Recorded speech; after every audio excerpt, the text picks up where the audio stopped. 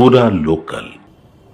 ఉమ్మడి ఆంధ్రప్రదేశ్లో మేము 54 లక్షల ఎకరాలకు నీళ్లు ఇచ్చినాం.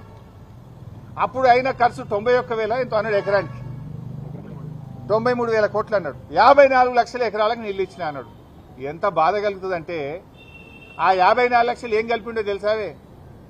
రేవంత్ రెడ్డి తాత పుట్టక ముందు గట్టిని కూడా కలుపుకున్నాడు. నాయన కాదు, రేవంత్ రెడ్డి కాదు, ఆయన పుట్టక ముందు, ఆయన నాయన పుట్టక ముందు, ఆయన తాత పుట్టక ముందు, ఆయన ముత్తాత పుట్టక ముందు కట్టిన ప్రాజెక్టులు కూడా కలుపుకున్నాడు. ఏంటిది? 400 ఏండ్ల కింద కాకతీయ రెడ్డి రాజులు కట్టించిన చెరువులు కూడా ఉమ్మడి కాంగ్రెస్ పార్టీ చేసిందట. ఉమ్మడి ఆంధ్రప్రదేశ్ లో మన నిజాం నవాబు కట్టిన నిజాం ప్రాజెక్టులు, నిజాం కాలంలో కట్టిన ప్రాజెక్టులు కూడా మేమే కట్టినాం మా కాంగ్రెస్ హయాంలా అని అలా కలుపుకున్నాడు. వాస్తవానికి గోదావరి మీద నిజాం సాగర్ 2,31,000 ఎకరాలు, గణపురం, అప్పర్ మానేరు, పోచంపాడు ప్రాజెక్టు, లక్నవరము, శనిగేరము, ఇట్లా ఎన్నో ప్రాజెక్టులు గోదావరి మీద ఉమ్మడి ఆంధ్రప్రదేశ్లో ఆనాటి కాకతీయుల కాలంలో కట్టినవి, నిజాం కాలంలో కట్టినటువంటి ఉన్నాయి. కృష్ణానది మీద ఆర్డీఎస్ 87,000 ఎకరాలకు నీళ్లు ఇచ్చే ఆర్డీఎస్, వైరా, పాలేరు, పాకాల, దిండి, కోయిల్ సాగరు, ఆసిఫ్ నహర్, ఇలాంటి ఎన్నో ప్రాజెక్టులు కృష్ణానది మీద దేశానికి స్వాతంత్రం రాకముందు కట్టినాయి. ఇవన్నీ కూడా మేమే కట్టినాం కాంగ్రెస్ వాళ్ళం అంటాడు ఆయన. అంటే ఇది అతి తెలివి కాదా?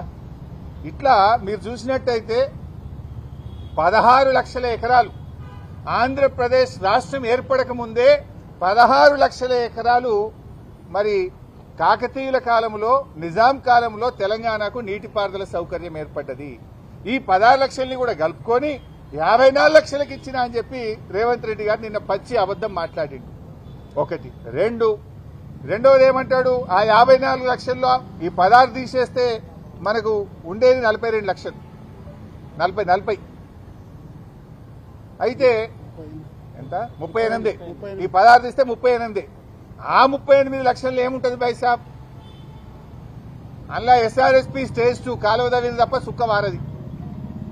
ఇట్లా అనేక ప్రాజెక్టులు ఉన్నాయి. చెరువులలో పారకమే లేదు.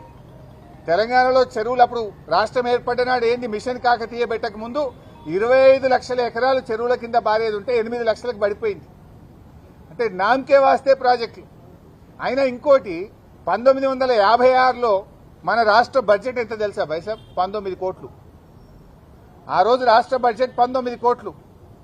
ఆ రోజు మరి వాల్యూ ఆఫ్ స్టీల్ ఎంత, సిమెంట్ ఎంత? అసలు ఆ డబ్బును ఈ డబ్బుతో కంపేర్ చేయొచ్చా? ఆ రోజు నేను రూపీ యొక్క వాల్యుయేషన్ చూస్తే ఆనాటి 100 రూపాయలు ఇవాళటి 10,434 రూపాయలకు సమానం. ఆనాటి 100 రూపాయలు ఈనాటి 10,434 రూపాయలకు సమానం. ఆనాటి రూపాయి ఇవాళటి 104 రూపాయలకు సమానం. ఈయన ఏం కంపేర్ చేస్తాడు?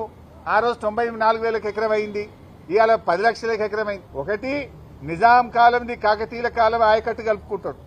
2, ఆ రోజు 19 కోట్ల బడ్జెట్ అయితే ఈ రోజు 3 లక్షల కోట్ల బడ్జెట్.